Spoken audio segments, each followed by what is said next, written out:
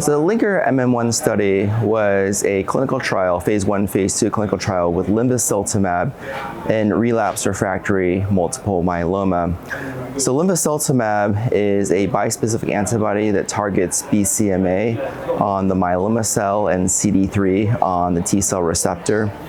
So the phase 2 part of the LINKER study evaluate two different dose cohorts of Linvoseltamab at 50 milligrams and 200 milligrams to optimize dose selection. So at this year's ASCO and EHA meetings, we are presenting for the very first time the initial results of the fully enrolled phase 2 part of the study at both the 50 milligram and 200 milligram dose cohorts. So the key study or key points of the study design include that the key eligibility criteria included patients with relapsed refractory multiple myeloma with at least 3 prior lines of therapy, with exposure to a protein inhibitor, immunomodulatory drug, and anti-CD38 monoclonal antibody, or who are triple class refractory regardless of lines of prior therapy. And patients who then enrolled on the study received Linvoseltamab intravenously, initially with 2 step-up doses of 5 milligrams and 25 milligrams 1 week apart, with a 24-hour hospitalization for CRS monitoring after each of the first 2 initial step-up doses. And then subsequently, patients then received either 50 milligrams or 200 milligrams of Linvoseltamab weekly for cycles 1 through 3 on a 28-day cycle. And then this was de-escalated to every other week for cycles 4 to 5. And then patients on the 200 milligram cohort could then further de-escalate their therapy to every 4 weeks of attaining a VGPR, or very good partial response, or better. And so the patients enrolled in the study were heavily pretreated. For instance, on 200 milligram cohort, 117 patients were enrolled on that particular dose level. And patients had a median of 5 prior lines of therapy. Approximately 3/4 of patients were triple class refractory. 36% of patients in the 200 milligram cohort had high-risk cytogenetics, and 27% of patients were over the age of 75.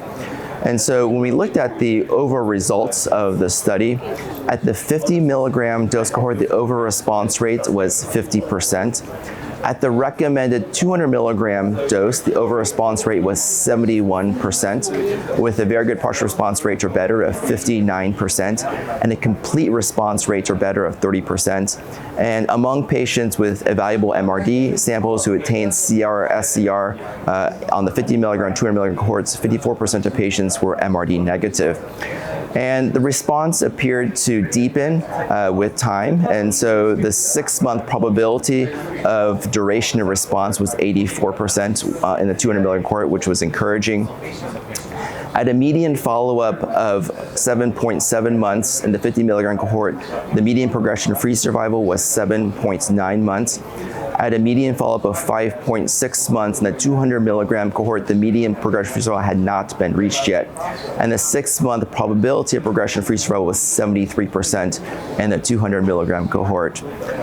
In terms of adverse events, the most common adverse event across the study was cytokine release syndrome. So this occurred in 55% of patients in the 50 milligram cohort and 45% of patients in the 200 milligram cohort.